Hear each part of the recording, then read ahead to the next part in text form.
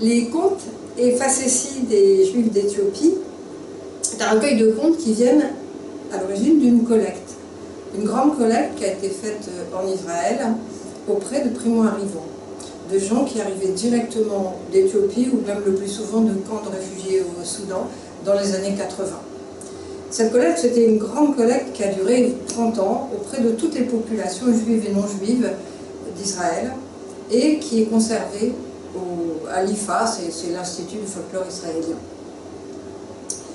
Cette population-là, on l'a collectée très vite quand elle est arrivée, avant que la mémoire disparaisse, avant que la culture se dissolve dans la culture israélienne moderne. Il y a 18 contes, que je n'ai pas fait la collecte moi-même, j'ai eu accès à cette collecte en hébreu et en anglais. Moi j'ai traduit ce qui était en anglais, mon père a traduit ce qui était en hébreu parce que je ne parle pas la langue. Et puis il y a eu une adaptation nécessaire parce que beaucoup de contes n'étaient que par bribes, par fragments, ou très peu compréhensibles.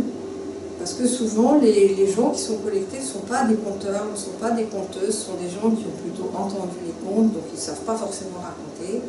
Parfois ils n'ont pas raconté dans leur langue parce que les collecteurs ne connaissaient pas, ne pratiquaient pas leur langue. Donc ça fait beaucoup d'écueils qui sont courants dans les collectes.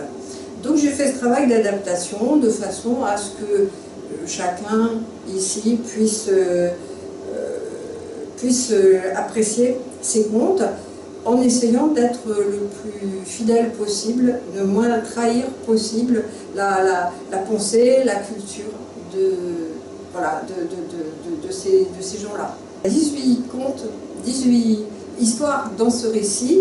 Il y en a 6 ou 8, un gros tiers qui sont des contes proprement dits, c'est-à-dire contes merveilleux, contes d'animaux. Il y a plusieurs contes d'animaux, on est en Afrique, donc forcément on a les hyènes, on a le lion.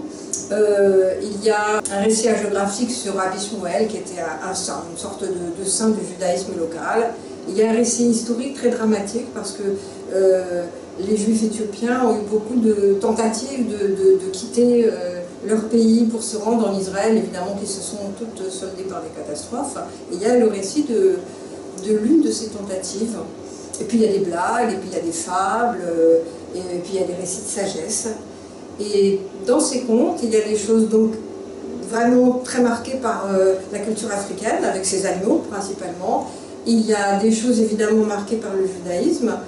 Et puis la plupart de ces contes, ils sont marqués par l'âme humaine, tout simplement, avec ces récits facétieux qui ridiculisent les imbéciles, ou les femmes rusées, ou, voilà, qui sont des contes comme on en rencontre dans toutes les cultures.